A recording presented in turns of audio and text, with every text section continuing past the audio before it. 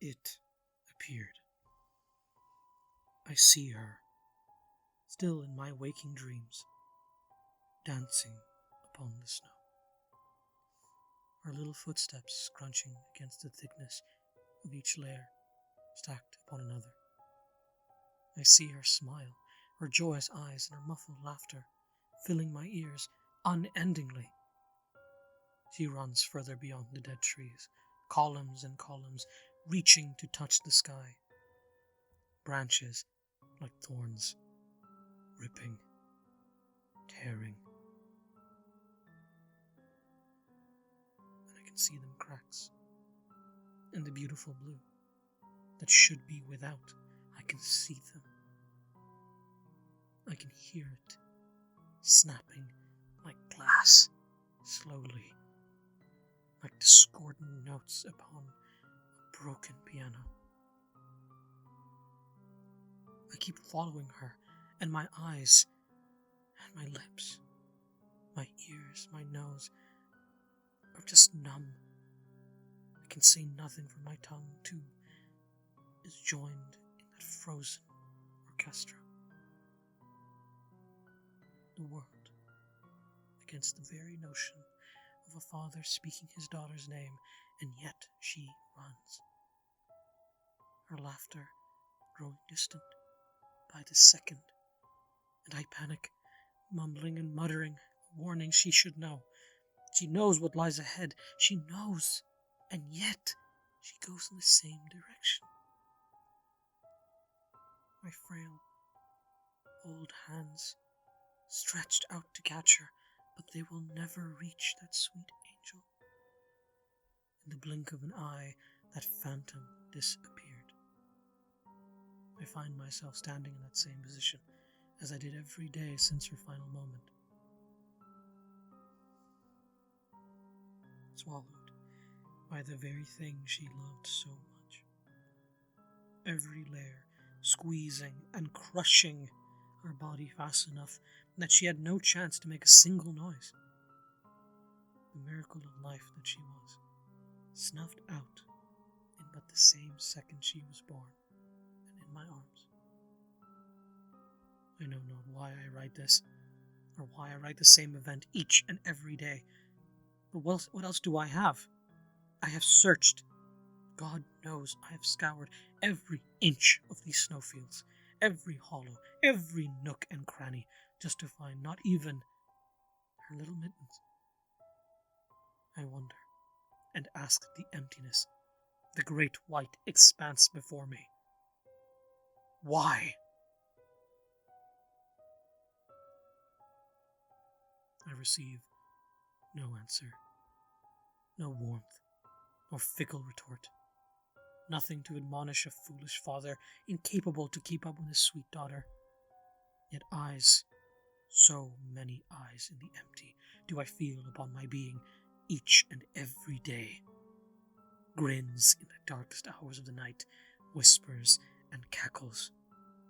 Chitters of something that shouldn't be there, little unseen creatures hiding in every corner, peeking through even the slightest hole in the wall, and they watch. They watch, and there's nothing more but them. All that laughter, all those whispers is keeping me awake, not allowing me to dream for even a moment. And yet there is more still, and there's something whispering back to me. For the moments my eyes do close, and for a second do I dream a snake coiled and sat upon the unseen floor, with faw innocence and benighted crimson eyes. I remember not every detail of which we spoke, but I'm aware it did indeed speak words that any learned man or woman could understand.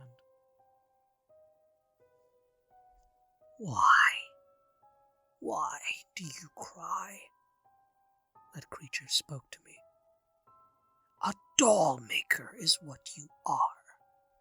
And does a doll maker sit idle when there's yet a job to do? With a tone more poisonous than addiction and pleasure combined, it spoke still. Yet the doll maker has not the means to create. But you need not fret, dollmaker, for I can give you the means.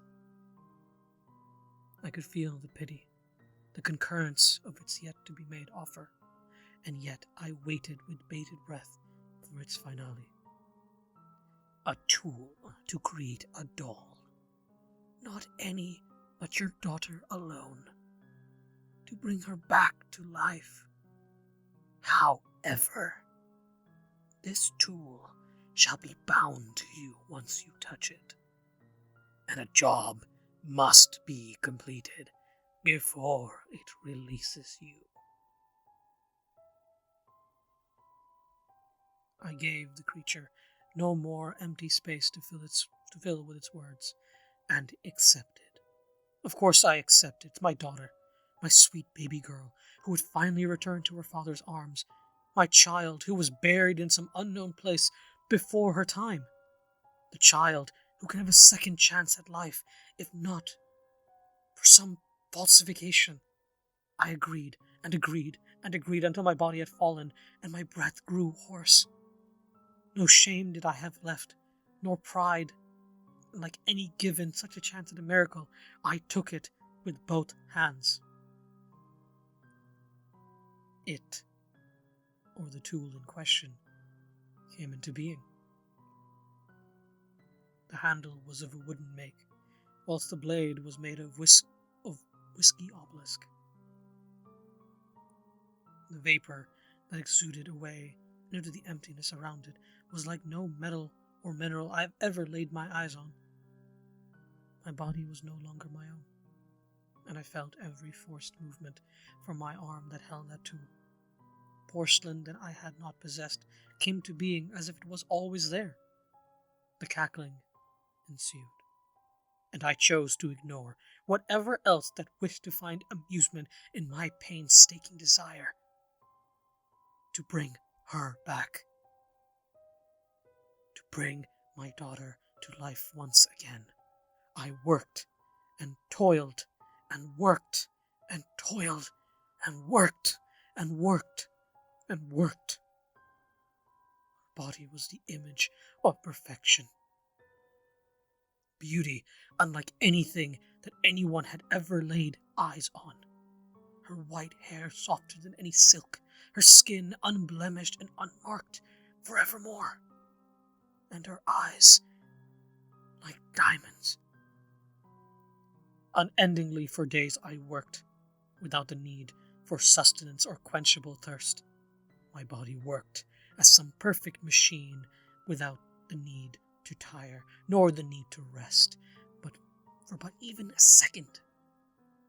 The thing in my hand was a befouled and evil thing, yet without it I was lost and incapable once again, and without the sick miracle that it possessed to give me the capacity to work my old hands back to life, I was pleased.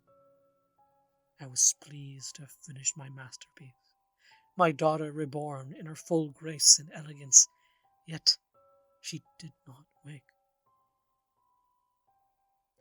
And in any attempts to rouse her from her slumber, those eyes I fashioned remained lightless and dead, before I could call out to the creature that gave me such an offer, just to lead me to this dead end. It appeared. It appeared. It appeared.